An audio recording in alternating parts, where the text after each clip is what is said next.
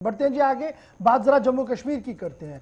हदबंदी को लेकर इन दिनों सियासत काफी ज्यादा गर्म है और 14 तारीख वो मुकर्रर की गई थी कमीशन की तरफ से जब नेशनल कॉन्फ्रेंस और भारतीय जनता पार्टी को अपने अपने एतराजात कमीशन के सामने रखने थे और हदबंदी कमीशन के सामने जहां 14 सफात पर मुश्तमिल जवाब दिया है नेशनल कॉन्फ्रेंस ने, वहीं पर खबर यह भी है कि बीजेपी की तरफ से भी कई सवाल उभारे गए हैं कमीशन के सामने और उन्हें उम्मीद है कि अब मामला आगे बढ़ेगा। इधर सबकी नजरें कमीशन पर है और माना जा रहा है कि रवा महीने के आखिर तक कमीशन की तरफ से एक और रिपोर्ट जो है वो सामने आ सकती है। उस रिपोर्ट को अवाम के लिए भी रखा जाएगा जिसके बाद अवाम का फीडबैक भी लिया जाएगा ताकि एक हतमी रिपोर्ट जो है वो रियासत जम्मू कश्मीर की अवाम के सामने आ सके। लेकिन सियासत काफी ज्यादा गर्म है। जहां बीजेपी पर काफी तनकीद है वहीं पर नाराजगियां नेशनल कॉन्फ्रेंस की तरफ से भी साफ नजर आ रही हैं।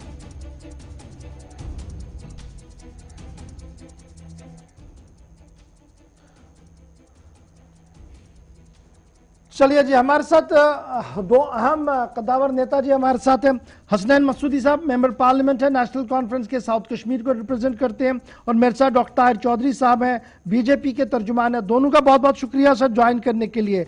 मसूदी साहब जरा शुरुआत आपसे करता हूं। 14 तारीख हतमी थी और नेशनल कॉन्फ्रेंस की तरफ से 14 सफात पर मुश्तमिल तहरीरी जवाब जो है वो दे दिया गया, एतराजात जो दे दिए गए हैं। अब क्या कुछ हिकमत अमली है, क्या कुछ एतराजात हैं आपकी तरफ से? मुख्तसर में कहूंगा कि पहला आप जानते हैं कि इब्दा से हमारा मौक़िफ़ रहा है, जो सारा एक्सरसाइज है कानून आइन के मुनाफी है, क्योंकि ये जो कमीशन है ये डिलिमिटेशन एक्ट 2002 के तहत बना है।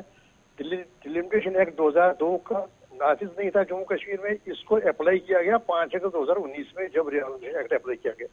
ये उसी के द्वारा उसी के जरिए इसको अप्लाई किया गया। तो हमारा ये कहना है कि चूंकि रियासत एक्ट सुप्रीम कोर्ट के सामने है, वो समाप्त कर रहा है, वो देख रहा है कि क्या ये आइन के मुताबिक है, तो लाजिम रहेगा कमीशन के कि वो एतराज करे और मौखर करे अपनी सारी कार्रवाई। क्योंकि ये तो बिल्कुल जो आइन के माने हुए जो तकाजे हैं आइन के, कॉन्स्टिट्यूशनल वैल्यूज हैं, प्रॉपर्टी है, ये उसके मुखालिफ ये अमलाना है वो आइन वो कानून जो कानून इस वक्त ज़ेर गौर है सुप्रीम कोर्ट की। हमारी इब्दा है, ये थ्रेशोल्ड ऑब्जेक्शन है। उसके बाद हम इसको ये नुकता उबारने के बाद हमने कहा कि देखिए जो होना चाहिए, जो एक्सरसाइज के जो अधिकार होने चाहिए, जो रहनुमा उसूल है, उन्हीं को आप यहाँ पर मजरू कर रहे हैं।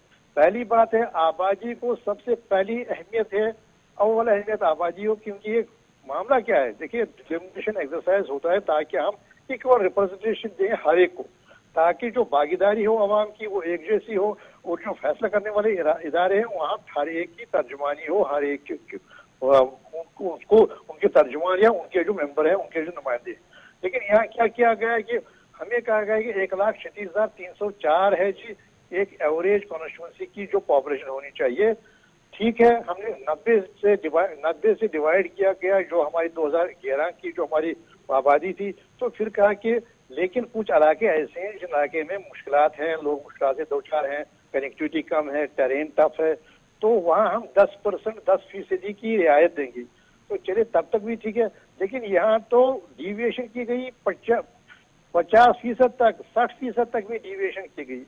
मैं आपको मिसाल को दूं, डूरू 1,92,000 के लिए एक मेंबर है, एक कॉन्स्टिट्यूंसी है, जबकि पार्डर है, रामगढ़ है, माता वैष्णो देवी है, वहाँ पर 51,000, 70,000 के आसपास और 70,000 के आसपास और भी कोई मिसालें हैं।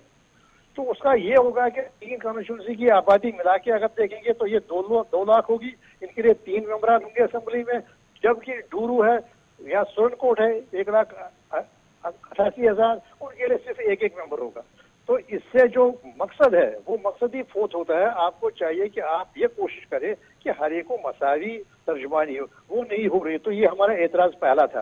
दूसरा एतराज ये था कि देखिए आपके लिए लाजिम है एक डिलिमिटेशन एक्सरसाइज में आप कंपैक्ट हो, इलाके बनाए, कनेक्टिविटी जहाँ हो, कन्वीनियंस जहाँ, और कंटिग्यूटी, अशफाक साहब कंटिग्यूटी साथ साथ। यहाँ क्या किया आपने, नौशहरा राजौरी को, नौशहरा जम्मू को मिलाया लारनू के साथ।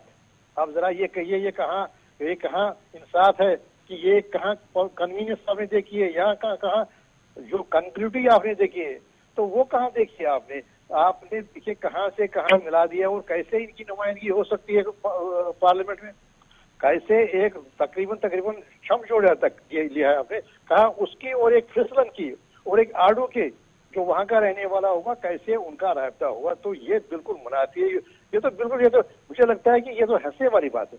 आपने ऐसे कहां से कहां मिला है। दूसरी बात है ये ऐसी मिसालें, या फिर आपने आइलैंड्स बना दिए, जियोग्राफिकल आइलैंड्स बनाए जो कह ही नहीं तकाजा किसी डिलिमिटेशन एक्सरसाइज का। आपने पुंछ के बीच में से, पुंछ हवेली के बीच में से, मंडी में से 2 पटवार सर्कल्स उठा के सुरनकोट के साथ मिलाए, और यहाँ से मेंढर से आपने 25,000 की आबादी उठा के पहाड़ों के पार से जाने कोई कनेक्टिव नहीं है, सुरनकोट से मिलाए। और ज्यादा है, ज्यादा परेशान तकलीफ देह मामला है, आपने राजौरी के पीछे वाले जो नौशेरा के साथ मिलते 2 पटवार हल्के सर्कल वो उठा के आपने थनामड़ी के साथ मिलाए, और सिर्फ मकसद आपका था कि राजौरी कहीं एसटी डिक्लेयर हो। तो जनाब हमने कमीशन से को वाजे किया। तीसरी बात है आप कहाँ चले गए, कहाँ दूसरी बात है आप ये तारीख मसक करने के बराबर है, ये हमारी एक कल्चर असॉल्ट है कल्चर पर कि वहां बकातुल का नाम आप उठाएंगे।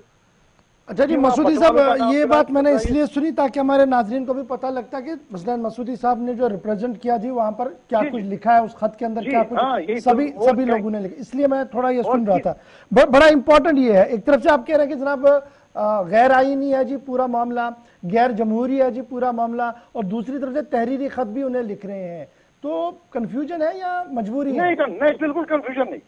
अब देखिए इशफाक साहब मुझे 1 मिनट दे दीजिए। जी जी। देखिए किसी भी इदारे को पहले हम करते हैं, वहां पर हमें पहले देते हैं प्रिलिमिनरी ऑब्जेक्शन। हम कहते हैं कि आपको इख्तियार समात नहीं है, लेकिन हम वहां नहीं रुकते हैं, हम कहते हैं बिल फर्ज महाल। देखिए हम किसी भी जगह इदारे पर आप जाएंगे, आईनी इदारे पर, आप पहले थ्रेशोल्ड ऑब्जेक्शन देते हैं जी, फिर आप देते हैं देखिए आपका जो एक्सरसाइज है उसके without prejudice to the basic fundamental जो हमारा स्टैंड है, विदाउट प्रेजुडिस द स्टैंड। ये कोई आपस में मुद्दा नहीं है, ये हर इदारे में ये होता है कि आपका इख्तियार नहीं है, और आप जैसे हम किसी भी अदालत में जाएंगे, कहीं पर भी जाएंगे, किसी भी इदारे के साथ हम कहते हैं पहले अवलन हम कहते हैं अगर हमारे पास ऐसा कोई वजह हो हम कहते हैं कि जी आपका इख्तियार नहीं है, फिर उसके बाद हम जाते हैं देखिए लेकिन जो आप मैदान में ला रहे वो भी बिल्कुल है। हमने कमीशन से कहा आप कहीं गए नहीं, कभी आपने विजिट नहीं किया, आपके पास लाजिम था डिस्ट्रिक्ट सब डिस्ट्रिक्ट में जाना, कुछ जाना, राजौरी जाना, पीर पंचाल जाना, कुछ उसके बगैर ही आप एक मैप देख कर रहे हैं। आपको मालूम नहीं कि बीच में पीर पंचाल जैसा देवकामत पहाड़ी सिलसिला है, 6 महीने सड़क बन रहती है, आपने इस नक्शे पर देखा कहीं पर और बोला जी ये इसके साथ मिलाएंगे, ये इमू है शांगस का, इसको काजीगुड़ के साथ मिलाएंगे, मालूम ही नहीं आपको इमू कहाँ पर है और काजीगुड़ कहाँ पर है। तो जनाब जो बार बार आप पहली बार भी आपने ये जाहिर की थी, ये आपने राय दी थी, लेकिन ये चीजें मुद्दात नहीं होती है। अच्छा जी मसूदी साहब बस एक चीज समझाइएगा, अब तो ये होगा, इसके बाद नेक्स्ट कोर्स ऑफ एक्शन क्या हो सकता है इसमें?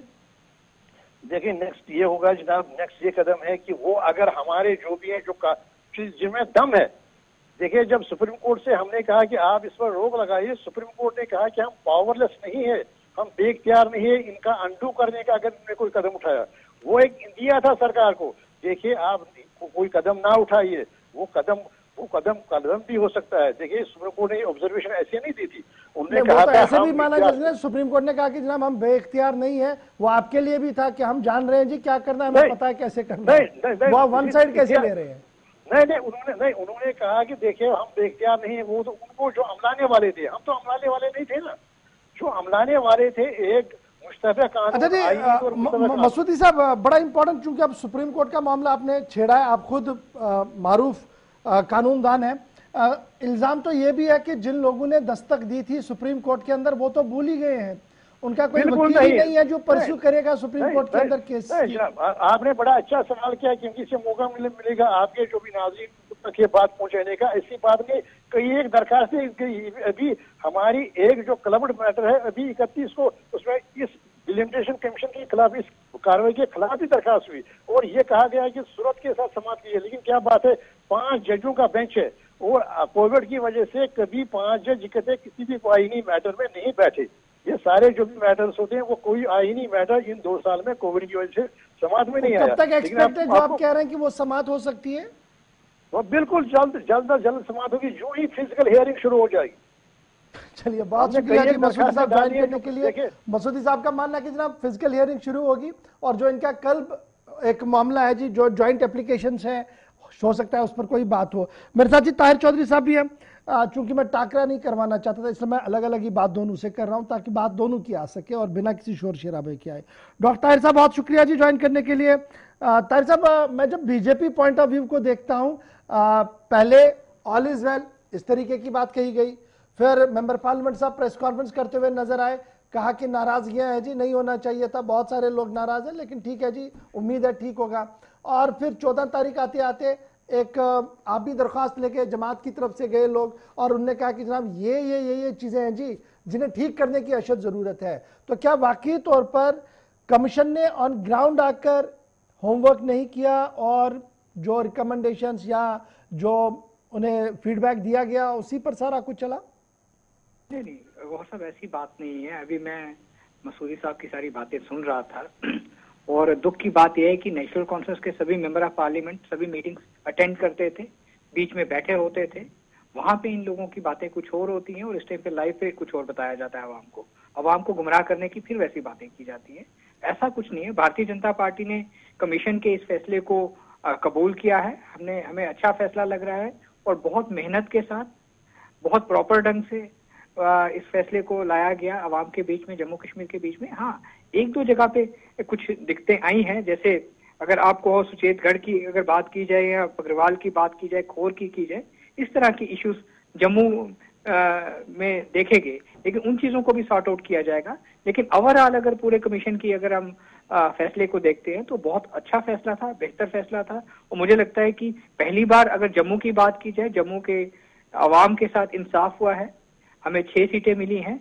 आज तक हम लोग पिसते रहे थे। मुझे लगता है कि आने वाले टाइम पे जब इलेक्शन का टाइम भी अब जब आएगा तो बहुत सारी चीजें क्लियर होंगी। पहली बार जो जम्मू कश्मीर का आवाम जिस चीज को देख रहा है वो चीजें सामने आएंगी। डॉक्टर चौधरी साहब, जब आप और हम गुफ्तगू कर रहे हैं तो कुछ नाजरीन हमारे सोशल मीडिया प्लेटफॉर्म पर भी है और एक दोस्त लगातार एक सवाल पूछ रहे हैं, कह रहे हैं कि जनाब ये जब आप कहते हैं ना कि इंसाफ हुआ तो आप इंटायर जम्मू कश्मीर का नाम लीजिए। अब जब ये जम्मू कह रहे हैं तो उससे साफ पता लग रहा है कि मंसूबा क्या है, नंबर 1। नंबर 2 जो इनका बड़ा सवाल है बेसिकली वो ये है कि जनाब लोकसभा सीटों की जब बात करते हैं, अनंतनाग को जो पुंछ रजौरी के साथ जोड़ा गया, डॉक्टर साहब ये बताइएगा कि एमएलए साहब या एमपी साहब जब अनंतनाग से निकलेंगे तो पुंछ कब पहुंचेंगे? नहीं गौहर साहब, देखिए वो चीज आने दीजिए। आप बहुत आगे का सोच रहे हैं। जब मेंबर ऑफ पार्लियामेंट की इलेक्शंस होंगी, बहुत सारी चीजें सामने सेट हो गया, इसके बाद यहाँ कहाँ तरमीम है जी? कमीशन आपका तहलील होना है, ठंडे बस्ते में सारा चला जाना, जो होना है तो आज ही तो होना है। तभी तो गवर्नर साहब कहेंगे लेट द डिबेट बिगिन। देखिए, मेंबर ऑफ पार्लियामेंट के लिए अनंतनाग जाना या रजौरी आना बड़ी बात नहीं होती है। जना बड़ी बात है, वो आपको भी पता है क्यों बड़ी बात है। आपका श्रीनगर जम्मू हाईवे और मुगल रोड कितना वायबल है, फिजिबल है, वो आपको भी पता है। नहीं, आज की डेट में देखिए गौर साहब, ट्रांसपोर्ट का सिस्टम बहुत अच्छा है, एयर का सिस्टम बहुत अच्छा है, सारी चीजें अच्छी हैं और बेहतर ढंग से हैंडल की जा सकती हैं। ये जो फैसले लिए गए हैं बहुत सारी चीजों को नजर में रखते हुए, ध्यान में रखते हुए लिए गए हैं और अच्छे पॉजिटिव फैसले हैं। अच्छा, आपकी नजर में डॉक्टर साहब क्या चीज बुनियादी लाइन होगी जिसको देखा होगा हदबंदी कमीशन ने, डिलिमिटेशन कमीशन ने, और उन्होंने ये फैसला लिया हो, जो आपको लगता है कि ये जनाब बेसिक पॉइंट है मेरी नजर में? देखिए गौहर साहब, बहुत सारी एरिया के लोगों को बेनिफिट देने के लिए, बहुत सारे एरिया के लोगों को आगे लाने के लिए, उनकी डेवलपमेंट करने के लिए, उनको आगे देखिए बहुत सारी, जम्मू कश्मीर को आप मेरे जितना मैं जानता हूं उससे बेहतर वो सब आप जानते हैं। बहुत सारी ऐसे एरिया थे, बहुत सारी जगह ऐसी थी, पॉपुलेशन ऐसी थी जो दबी हुई थी, जिन्होंने रोशनी नहीं देखी थी, हवा नहीं देखी थी, पानी नहीं देखते थे, सड़क नहीं थी। उन एरियो को डेवलप करने के लिए बहुत सारी चीजें को जोड़ा गया है, बहुत कुछ किया गया है और वो जम्मू कश्मीर के आवाम के लिए किया गया। आप जम्मू की बात नहीं कीजिए, लेकिन अगर जम्मू की बात भी की जाती है कि जम्मू का आवाम 70 साल से दबा हुआ था, तो वो बात भी गलत नहीं है। वो बात भी कहने में as a Bharatiya Janata party का प्रवक्ता होने के नाते मुझे कोई ऐसी बात नहीं है। जम्मू के आवाम को दबा के रखा गया 70 साल, जम्मू के आवाम को इस्तेमाल किया गया सियासत में, और जम्मू के आवाम को किस जगह पे रखा गया ये आप अच्छी तरह जानते हो। अब डॉक्टर साहब बड़ा इंपॉर्टेंट है जी, आप कह रहे हैं बड़े पैरामीटर्स को देखा गया। आज मैं देख रहा हूं कि उमर का ट्वीट हो या अभी हसनैन मसूदी साहब जिस बात को बता रहे थे कि कमीशन ने जैसे 3 प्रपोज किए गए, जैसे जम्मू में 1,99,600 कुछ सोल्स पर, वोटर्स पर कॉन्स्टिट्यूंसी बनाई गई, बनी 74,905, पाडर 51,000, माता वैष्णो देवी 73,000 और 1,92,381 वाली कॉन्स्टिट्यूंसी को खत्म कर दिया गया। यहीं पर तो सवाल उठ रहे हैं। नहीं गौर साहब, ऐसा कुछ नहीं है, ऐसा कुछ नहीं है। देखिए, ये सवाल हम लोग उठाया करते थे कश्मीर के ऊपर। ये सवाल तो आज इन लोगों को याद आ रहे हैं। ये सवाल हमने उठाए हैं कि कितनी परसेंटेज होती थी, किस परसेंटेज की वोटिंग के ऊपर एमएलए जीत के आता था, कितनी परसेंटेज की वोट पे एमपी जीत के आता था। ये चीजें तो हम कहा करते तो ये रिवेंज है खुदा का कि डॉक्टर साहब, ये रिवेंज है, पॉलिटिकल रिवेंज है डॉक्टर साहब, ये पॉलिटिकल रिवेंज है? नहीं, रिवेंज कुछ नहीं है। भारतीय जनता पार्टी रिवेंज के ऊपर बात नहीं करती है। आप ही तो बता रहे थे ना कि एक तो हम बता रहे थे, आज उमर साहब कह रहे हैं, फारूक साहब कह रहे हैं, दूसरे साहब कह रहे हैं, देखिए तो बहुत सारी अब उन्हें दर्द हो रहा है। तो मैं क्या ये समझूं ये सियासी इंतखाब है? पॉलिटिकल रिवेंज नहीं है गौर साहब। देखिए, आवाम को बहुत सारी चीजों में देखते हुए, उनकी प्रॉब्लम्स को देखते हुए, मद्देनजर रखते हुए, जो एक बहुत लंबे चौड़े टाइम के बाद, बहुत एक्सरसाइज करने के बाद, बहुत बड़े बड़े थिंक टैंकर्स जिनका सियासत के साथ, जिनके ऊपर हम उंगली भी नहीं उठा सकते उनके फैसले के ऊपर, उन लोगों ने इस चीज को लाया है। उनकी हम इस फैसले का वेलकम करते हैं, पूरी भारतीय जनता पार्टी वेलकम करती है। और मुझे लगता है कि जो भी डिसीजन आया है जम्मू कश्मीर के अवाम के लिए बेहतर आया है। चलिए, बहुत बहुत शुक्रिया जी डॉक्टर चौधरी साहब हमारे साथ ज्वाइन करने के लिए, हसनैन मसूदी साहब टाइम निकालने के लिए बहुत